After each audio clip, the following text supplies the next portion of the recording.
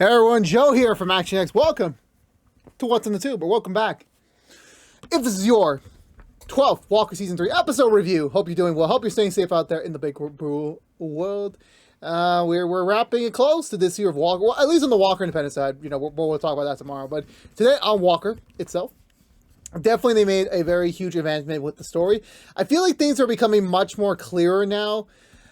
But overall, the way they frame certain parts of this episode is kind of either like, I don't know, maybe if I'm thinking way too much into it, or maybe it's just the way they shot this. I'm like, I'm a little suspicious on a couple characters at the end of this. I'm a little suspicious. Like, there's obviously still more, like, a larger piece we're missing here, and I'm very much interested to see where it could go. But overall speaking, I think this was a really great episode. Definitely almost all the storylines got addressed at some point this week, and definitely we are looking to, like, a very interesting roadway ahead as we approach the final stretch of episodes. I don't know when the season's going to be over, because again, remember the CW is a little bit finicky with that information right now with everything going on. I know either it's ending at 13 episodes or a little bit further. I think 16 is the end. I'm not entirely certain. I should have that information more solidified by next week. I haven't heard anything if they're shooting the finale right now, so I could be wrong, but we'll see where it goes. But let's go for the Butcher recap and talk about this week's episode of Walker, because I really want to get into it. So we begin where the last episode picked up. We're in the middle of the night way in the desert of Texas. Walker and Cassie are figuring out how the hell did they cover this up. Obviously, there's 2 dead bodies. They're involved. They're tired. Like, basically, it's over. Like, at this point, they just assume, okay, we need to loop in James. No matter how pissed he might be, no matter how aggressive things might get, we have to loop him in because, like, we need some sort of coverage. Otherwise, Gray Flag will know we're onto them. Thankfully, not too long after, James and Trey show up, already immediately understanding what's going on and everything. Obviously, Walker and Cassie are very much confused, like, what the heck is going on? Because they don't know, even though we found out last week, they're like, oh yeah, they're in on a whole, like, you know, secret agenda type thing, a secret undercover assignment, which they quickly fill into them, like, yeah, we are doing this undercover assignment. This was after we realized, even though we assumed when they stopped the chemist back in the beginning of the season, shortly after the premiere, that they thought, okay, that's it, Gray Flag's over, we're done with them, that's a closed chapter. And then nope, they're still alive, they're still kicking. It's not the most organized thing right now, but there's been activity. So once they kind of got notions of, like, they're still around, the FBI and teamed up with the Rangers to coordinate an undercover assignment to attempt to infiltrate Gray Flag from within by using Trey as the more recent, you know, and most impressive Ranger. He's done all these loops and everything, and then he gets let go by the Rangers. So they use that. Everything they've done has been an act to perform this, which makes sense on, like, you know, a lot of things they said before during that episode. They're like, yeah, this is all an act. This has all been, like, you know, rehearsed and scripted. And James was told that because of Cassie and Walker's personal involvement into Gray Flag, whether that was Walker being kidnapped by Gray Flag themselves or Cassie's ex-partner being sort of involved in that, it really did not make sense for them to be involved. So the FBI excluded them from the investigation, which is why James has been acting so macho, more aggressive towards them, because, like, he's trying to push them away off the assignments that they never caught guard, but he didn't obviously know they were doing their own secret investigation into them. But now, you know what? James is like, okay, you know, we both kept secrets from each other. We both, like, we were kind of, like, rude to each other at a certain point. Let's start to stay clean. We're going to work together on, like, trying to figure out what can we do now, considering the fact that the person that was supposed to bring James into Gray Flag is now dead. We'll figure out what the next step is on that front.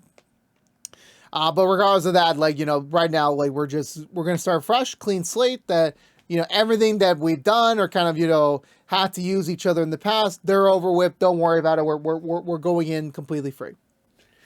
So they begin their research, trying to figure out what the next move could be for all of them, and then they get a text from the dead guy's phone, the one who recruited Trey originally, with an address and a location for his first real assignment. So, like, they have the location, they're good to go. But of course, obviously, this is a very tricky operation, since of course this is the thing that's going to get Trey really in the loop with Gray Flag. So this cannot go without a hitch. But just in case if something does happen, they need to be ready to pull him out. But of course, obviously, Walker tells James that, oh, he's been doing some undercover research with the reporter that was also held hostage by Gray Flag in the beginning. So James kind of like, okay, like, if she's going to come back into town, meet up with her, get as much information as you can from her, and then we'll regroup after that, after Trey gets in with Gray Flag. So yeah, so we pick up to the next day. The Walker family was enjoying a nice peaceful breakfast without Cordell. Even Stella rolls through to get to conduct some Walker rescue business with Liam. Everything seems to be going well with the paperwork, but right now they're struggling to find funding, which of course Stella thinks, oh yeah, we'll just do a donations page on our website, so hopefully we can start getting some income there once things are more, afloat with that line. Meanwhile, August is on staff at the side stool today because there's a big political event that's being rented out in the area, and they're hosting it. That's where we also meet up again with Cassie's ex-fling, not really boyfriend, because they technically only really went on a one date on guy. It's mostly just for like getting political favors and like making connections and that sort of like a networking event. And then what's August looks at the cards of the invites, and he sees someone from the Animal Rescue Center. Then this would be a perfect opportunity to get someone over there to maybe provide some funding over for the Walker rescue. Which the guy's like, yeah, no, sure, no problem. Like, invite them over. I don't mind. I'm more than happy to help. Cordell meets up back with the reporter who just came back from DC. She says she has a ton of new information, which is all stored in a flash drive, which one of her connections will be dropping off in a nearby park in Texas, so that they can go retrieve it. But they're on standby right now, and she's acting a little differently, like for me personally, because like I don't know, like she's acting a little bit more touchy, and like I kind of had a thing. I had like a personal theory that like, oh, maybe they have a thing for each other, like they're kind of like they had this shared moment together. They've been spending a lot of time together post that, so I'm like there is a bit of like coincidence there, but I don't know. Something was fishy here. The way they presented this was a little fishy, to be honest with you. So yeah. So anyway, so they're talking about it. And, Walker's just talking about like just his This is a very tricky area to discuss since he's been mainly keeping his army background, his past in the background of his life right now because it doesn't really service whatever's going on in his personal life right now. And the fact that it was a very traumatic time for him because not only did he lose a mentor, it was like the first time he really suffered true loss. And, as much as we've seen him struggle for Emily's death, the death of his former commander was very much like a big thing that took him a while to get through, especially once he left the service. So yes, that was really, that was something that was like kind of, very, a very touchy subject for him. And the fact that he's opening it up to her right now, which I think probably is the only other person he probably opened up to besides Emily, is very important for him as a person for his recovery cycle. But they're interrupted quickly as she gets a text message from the guy saying that I made the drop. It's at the park. Go get it right now. And so they head up to do that. Trey, Cassie, and James meet up at the library, which is the spot for Trey's first assignment for Grey Flag. He meets up with another Grey Flag associate who says like, yeah, it's a pretty simple thing. You're basically security. You're just covering my point. If anything happens, just do as you do. That's basically it. So they go in. Cassie's still like wondering if this is gonna work. Like, okay, like there's a lot of things that they've done at this point, like some shady stuff behind the scenes. And James is like, yeah, don't worry about it. Like, there's a clean slate. I just would prefer going forward if like you and Walker or even James now decides to do an action that might be a little bit not in the Texas Ranger code book, that at least maybe run it by him first, so he at least is aware of it before having to deal with the ramification. Which Cassie agrees, like, yeah, we'll definitely do that going forward. Eventually, Trey hears gunfire from inside. The woman walks out. She's been shot, but she gets the briefcase of information that they need. But she said she already took down all the dudes. So like right now, like the priority is to get the briefcase over to her commander. But of course, Trey is more concerned about her safety right now, her life, because she was shot pretty badly. He's trying to figure out what to do. He calls the boss over on the 10th phone that he was given. But the boss is like, listen, just get the briefcase to us. That's all we need. All we're focused on right now. And of course, obviously, Trey being a human being wants to help her out. He wants to give her assistance, and he's just wondering like, what do I do? Like, what can I do? Because like I don't want to let her die for this. Like, even though like it's an important mission, like Walker's life could be on the line here. How do you like proceed with that? How do you really proceed with that? But eventually, Cassie decides to do a ballsy move. She acts like a civilian, passes by them as like just like labeling concern. Trey like dismisses her quickly, saying that we're fine, we're good to go. But Cassie manages to hand over some combat gauze over to him so that he can like sustain the wound more from all the bleeding. However, one of the other shooters from inside comes back out. He's not fully dead yet. He shoots Cassie, mainly just grazes her, while Cassie shoots back and finishes him off while she gets away. Again, James is like, I shouldn't have let you do that. Like, you know, we're not even like a minute into our arrangement. You're already doing like very stupid stuff here, but okay. It is what it is on that front. Jay manages to patch up the wound pretty quickly. He gets into a car. He heads over to the drop-off spot, and he manages to like sly his way in there, manages to like, you know, not erase suspicions of like, how did you get combat gauze? Or, you know, how did you like, you know, get her here so quickly and so well? Like, you know, there's a lot of questions, but like, you know, thankfully, the woman's like, oh, he's an ex-Marine, ex-Army. I forgot what his station was. I forgot what he served under, but sorry about that. But yeah, so he was in the medical field. So I'm like, yeah, of course he would have combat gauze on hand just in case. And he uses that to his advantage. And he's like, okay, yeah, congrats. You finished your first assignment. Good work. Cordell and the woman go back to Cordell and the reporter go to the park. They find the flash drive in a very weird like spot that I wouldn't even recognize. So kudos to them for like hiding it pretty well. They go back to his house where the decryption process is going to take a while, since just in case if some rando decides to take the USB drive, you know, it won't be an easy thing to like decrypt. So they have some time to kill when, you know, Cordell's, you know, about to talk to some sad troops as they talk about it, like on his past and everything. And, you know, this woman, like this reporter, is being very, very close to him, very touchy. Even to the point like she kisses his hand, and I'm like, oh god, you really are just giving me fuck me signs right now. I don't know why this reporter's been giving Cordell ever since she got back from DC, like, fuck me right now. And I'm sorry for my language. And Cordell's like, yeah, I mean, he's not taken anymore. Again, where the hell is Jerry? Like, where is she? I don't know if Lydia O'Toole got another job or something. I really don't know what she's doing right now, but I'm like, where is Jerry? Again, if this all ties into something with independence of like, you know, oh, there's a big bombshell on Hoyt's, you know, family upbringing, like, I really don't know. She literally just disappeared. Like, what the hell's going on? But, I mean, like, it was like, oh, I'll be away for like a little bit, bro. It's been months. Like, okay, I'm not exaggerating on the obvious, regardless. Okay, moving on. So yeah, so they have sex off camera, and we cut back over to the event where, thankfully, Liam and Stella manages to nail a deal to gain some really big funding over to the rescue, and you know they're also happy, and they're already starting to talk about, okay, what is one of the big things we want to do with the money? You know, obviously, there's the horse therapy that we talked about, and you know that we could do for them, and then you know Liam's like, well, we can also focus on equilibrium training, you know, for the people that really need it, for like the actual like. Because the thing about the horse rescue is that it's doing a twofold thing. Like, Stella wants to focus on therapy for the horses, while Liam's more focused on using the horses for, you know, regular therapy. But the way he's phrasing it is like, oh, we should be doing my thing first, because obviously Liam still kind of needs it, and him having access to that would definitely be beneficial to himself. But Stella's like, well, we're supposed to be equal partners here, and you're kind of acting like you're already making these sort of decisions without me. And Liam's not saying no, but he's not saying yes at the same time. Grandpa Walker notices the discourse already, and you know, thankfully this was a very easy, simple argument to get through and get rid of, as you know, Grandma Walker's like, you know what, let me handle the funding, you know, don't worry about it, you two focus on what you two really want to do for this rescue operation, I'll worry about the budgeting, don't worry about it, you're good. Which is like, okay, thankfully, peaceful times in the Walker family, thank God.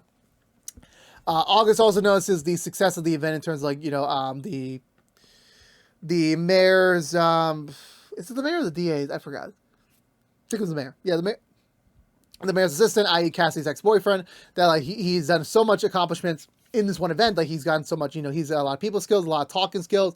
And the man's like, you know what, let me teach you some things. Like, you know, let me come over to your ranch, teach you some stuff so that I could better prepare you for your future. And he's like, but like, I don't know why, the way he pitched that and the way he suggests that, I don't know, like, I feel a little bit, you know, sus about it. I don't really feel like I could trust this dude right now.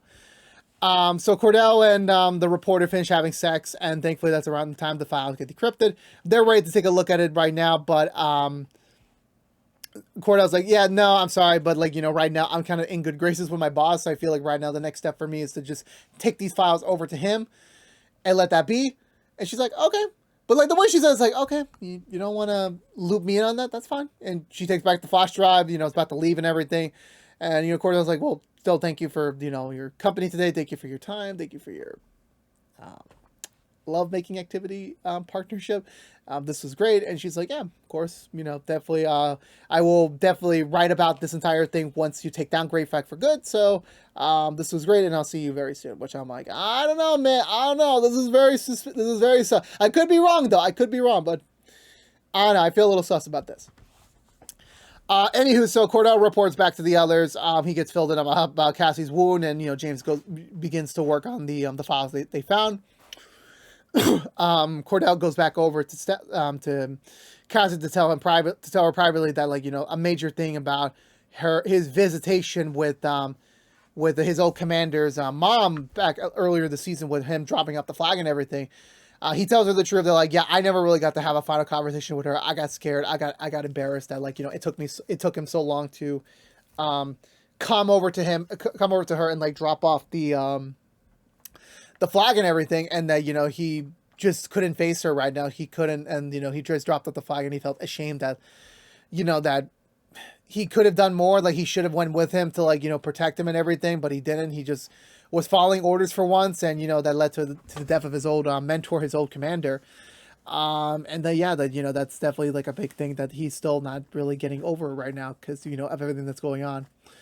Trey walks back in, he's in with Great Flag officially. Everything's going fine. Everyone's celebrating, like, okay, yeah, now we focus on the next step. But Trey kind of blows up on them on, like, yeah, the op was a success. Everything went fine. It's just the fact that a woman almost died, and that, Trey nearly risked compromising. Also, Cassie's life was at stake at that moment. Like, it wasn't something that Trey was fully comfortable with, that, he everything was, like, up in the air, which, again, that is an undercover assignment, but he rather does things on his own than rather risking others. And he's reminded over a fact that Walker says, like, don't get too attached. And Trey thinks that his attachments are with them, that if he has to constantly think about their presence nearby, if, like, something does go wrong again, he can't focus on that. He can't focus on the mission. So Trey decides to cut them off right now. He's about to get invited over to Great Flag's headquarters, so this would be the right time for him to split from them for now, and then once he does have an opportunity to communicate with them again in a little bit, he will, but right now he can't constantly be thinking about them being nearby and everything. So James signs off on it, even though, like, for Cassie and Walker, they don't agree on it. Obviously Great Flag's a dangerous organization, and if he gets blown and everything, he could be dead, or they could never get him back, since the fact that he'll be behind a mysterious fortress right now. So, but James doesn't prove it. He said, yeah, this would be the best thing. Like, eventually he would have had to go in undercover by himself. So rather him start doing this now than never, which James agrees, and he signs off on it. And, Trey says, goodbye. They'll see each other again. So he leaves. But everyone's kind of a little bit worried, like, this may not go the way things expect. So we cut to a little bit later. They're still looking for all the footage and all the files and everything. Cassie finds a drone footage from the day that Coop died, Commander Coop died originally. So they're looking at it, very grainy, very, like, it's just mainly a heat signature drone. And they're looking at the footage, and they find that, there's been, like, they see the explosion. It matches T to T to what Cordell's story was, but the thing was, after the explosion happened, which was presumably the thing that killed Coop, they still spot an entity, a hot body, active at that site. So they're theorizing, oh no, Coop could have survived that accident, but Walker's like, it couldn't be, like, that blast should have killed him. If not, he would have definitely sustained very massive injuries, and he was in the desert alone, and we never found him. So, like, presumably there would be no way he could have survived that on his own. At the same time, we cut over to Trey. He just arrived over at Great Flag's command, and everything seems to be going a little bit like tense, because, again, undercover assignment, very dangerous, militia group, that anything could go wrong. But the thing to give us the keynote is that we see the flag that's raising above their the station. It's the same flag that Cordell gave Coop's mom, who sadly passed away a week ago. And then we get a random gas station scene where a hitchhiker gets dropped off there, and it turns out to be none other than Coop himself. All old up, all aged up, got a scar on the exact side that the explosion would have hit him. So yeah, he's alive. But now he's separated from his group. Like, is he coming to town? It's like, well, what's going on here? There's a lot of big question marks, a lot of big things going on as we're hit in the end. Like, I'm really excited. But that was it for this week's episode of Walker. So for me, I thought this was a great episode. I think this is one of the best ones of the season so far. I definitely liked it. I like the fact, like, okay, everything kind of like is smooth ship with the teams. Like, everything's kind of like on a united front right now against Grey Flag. Trey going in undercover, that's a big risk. It's a really big risk. Like, he's done so much life change, and he's making like a very ballsy move right now to get in, to try and get as much information as he can. Definitely them also like having to deal with, like, there's a potential that Commander Coop could either be alive or also could be the leader of Grey Flag. That's a whole nother thing that they have to kind of accept. And, Walker's just not ready for that. He's not ready to like fully dig up that old chapter of his life. Like, there's a lot of, question marks and a lot of, things that could go wrong here, and we're kind of scared by it. The horse rescue storylines is still like my weakest storyline personally. Like, I'm not really feeling the drive here 100%, to be honest with you. It is definitely just trying to keep the rest of the family going in terms of like what the bigger story is in the background. August and the assistant storyline, I really don't know where that's going to go. Like, again, I don't trust these people. I don't trust the reporter. I don't trust him too. Like, what are they planning? Like, they got an agenda. They got an ulterior motive. That's my feel over this. What's entirely going to happen? I really do not know whatsoever right now. But yeah, so other than that, I really love this episode. I really did. I can't wait to see how the rest of the season is going to be paired out with the storyline, and I can't wait to see how this entire season is going to end. But, that's for next week. But for now, I'm giving this episode 2 thumbs up. Let me know in the comments below what you think of this week's episode of Walker. Let's have a conversation down below. And I believe that's going to do it for me today, everyone. So if you're unaware, there's been What's the Two from ActionX, reviewing every episode in the 3rd season of Walker. If you want to know what we're doing normally, What's the Two beside our Walker episode reviews. We're currently doing normally rookie episode reviews, rookie Feds episode reviews, and Walker Independence episode reviews each and every week. Next week, we're starting up. Not next week. But next week, it's normal. Next week, we got the Walker Independence finale. So there's going to be a little reshuffling, because also next week is our episode 469, another installment of What's on the Tube After Dark is returning. So there's going to be a little bit of a schedule change that will affect Walker. So the schedule lineup is this. So for next week, the 469th episode will be taking over Walker's time slot. I believe this is only rough estimations right now. This could change mostly when we come back to next week. That'll be next week's episode, and then after that will be the Independence finale, because that's going to be first. So the Independence finale will be coming first, and then the Walker review. So the Walker review will either be a morning late or a day after. So you will have to wait a little bit longer for the next review, so I apologize for that, but that is just the way the scheduling is working right now, so I do apologize. Hopefully you will understand when we get there next week. But yeah.